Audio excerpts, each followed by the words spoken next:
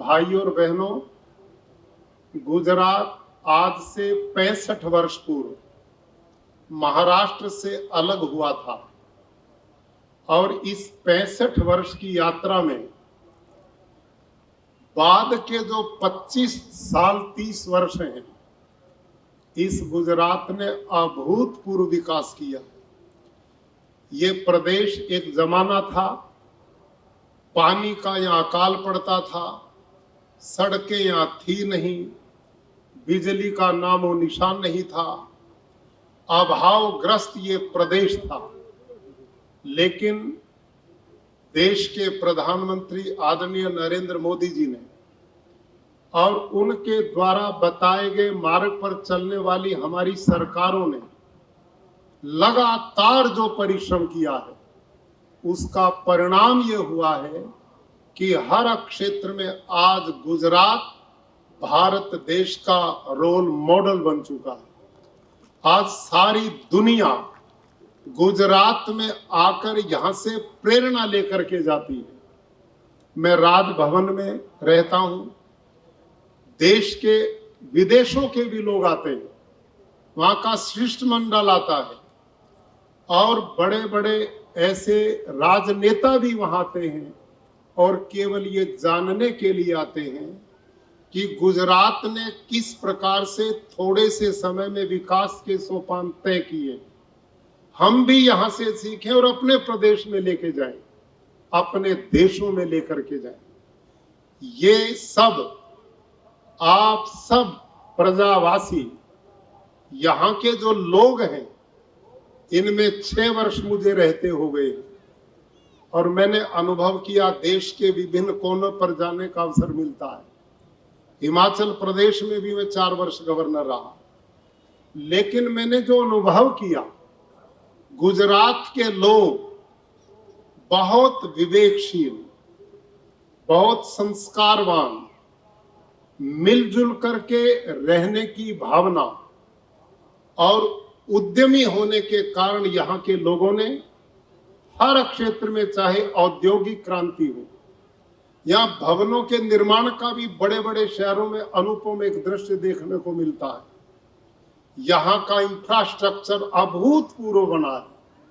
ये सब चीजों के साथ जो मैं अनुभव करता हूं, और आज इस अवसर पर आप सबसे भी मैं निवेदन करता हूं, अपने प्रदेश के बुजुर्गों के द्वारा दिए गए संस्कारों की परंपरा को आप कभी मत छोड़ना। ये आपकी सबसे बड़ी ताकत है।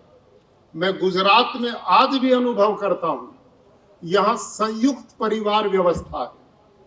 एक चूल्हे पर 20-25 लोगों का भोजन बनता है। भाई भाई मिल करके रहते हैं, आपस में मिल करके व्यापार धंधा करते हैं। कृषि में लोग आपस में सहभागिता के साथ काम करते हैं। यहाँ की डेयरियां आपस में सहभागिता के कारण किसानों के लिए बहुत बड़ी आजीविका का साधन बनी है। ये जो गुजरातियों में बाकी देश के लोगों से अलग चिंतन है, ये आपकी उन्नति प्रगति का बहुत बड़ा कारण है। मैं अनुभव करता हूं, गुजरात के लोग धार्मिक हैं, गुजरात के लोग परिश्रमी हैं, गुजरात के लोग व्यसन मुक्त हैं। यहाँ सौभाग्य पूज्य बापू का, जिनके कारण शराब का यहाँ खुला प्रचलन नहीं हो पाया। आज मैं आप सब भाई बहनों से निवेदन करता हूं, गुजरात बहुत तेजी से भौतिक उन्नति की ओर बढ़ रहा है। माननीय प्रधानमंत्री जी ने 2047 तक इस देश को विकसित भारत बनाने का एक लक्ष्य लिया। उसमें गुजरात सबसे तेजी से उस दिशा में बढ़ रहा है। लेकिन इसके साथ मैं आप सभी से निवेदन करना चाहूंगा, आप और हमारी सबसे बड़ी पूंजी हमारी संतान है, हमारे बच्चे, हमारे बेटे बेटियां। आज जिस तरह का वातावरण समाज में हो रहा है, जैसे सोशल मीडिया पर बच्चों को भटकाया जा रहा है, गंदा वातावरण बन रहा है, आप इससे अपने बच्चों को बचाने का काम करें। आप ड्रग्स और नशे जो भावी पीढ़ी को बर्बाद कर रहे हैं, आप अपने बच्चों को संभालो, उनके साथ कुछ समय लगाया करो, वो किन बच्चों में बैठते उन पर भी ध्यान किया करो। और उन बच्चों को यदि आपने संस्कारित कर दिया, अच्छे विचारों से परिपूर्ण कर दिया, तो आपके कुल का भी गौरव बनेंगे, समाज में आपका सम्मान बढ़ाएंगे और इस देश और प्रदेश को विकसित करने में अपना योगदान करेंगे। मैं आप सबसे आग्रह करूंगा कि अपने बच्चों को खूब एजुकेशन दें। शिक्षा प्रगति का सबसे पहला साधन है। यदि शिक्षा के साथ आपने संस्कारित बच्चे बना लिए तो ये इस प्रदेश का गौरव रहेगा। और मैं समझता हूं पूरा गुजरात धार्मिक भावना के कारण आज पूरे देश और विश्व का नेतृत्व करने की क्षमता रखता है। आज सब तरह की प्रगति उन्नति इस प्रदेश में आंखों से हम देख रहे हैं। और ये पंचमहल और इसका हलोल तालुका जिसकी चर्चा डिंडोर साहब ने की है, मैं माननीय मुख्यमंत्री जी का, प्रधानमंत्री जी का विशेष आभार प्रकट करता हूं कि विश्व की दुनिया की पहली प्राकृतिक कृषि विज्ञान यूनिवर्सिटी आपके पंचमहल में बनी है।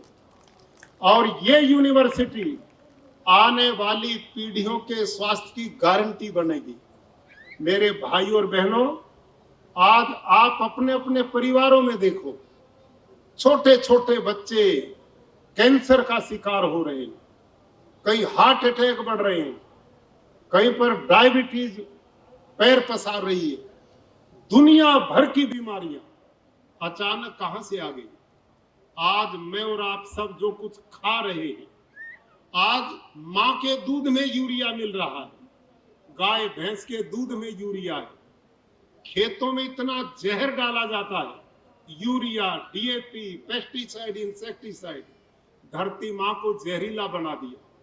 और वो सब जहर वनस्पति के द्वारा, अनाज के द्वारा, फल साग भाजी के द्वारा हम सब के शरीरों में आ रहा है और जघन्य रोग हो रहे हैं, घातक रोग हो रहे हैं। इनसे बचने का केवल और केवल एक तरीका है। गुजरात की सरकार ने माननीय मुख्यमंत्री जी के नेतृत्व में, माननीय प्रधानमंत्री जी ने आने वाली पीढ़ियों की समस्या को समझ करके पूरे भारतवर्ष में 1 अप्रैल से प्राकृतिक खेती को राष्ट्रीय प्राकृतिक कृषि मिशन बना दिया। 1481 करोड़ रुपया प्रधानमंत्री जी ने इस बात के लिए मंजूर किया है कि हम इस पर्यावरण को बचाएं, पानी को बचाएं, धरती माता को बंजर होने से बचाएं, इस देश की आने वाली नस्लों को बचाने का काम करें, स्वस्थ निरोग बनाएं।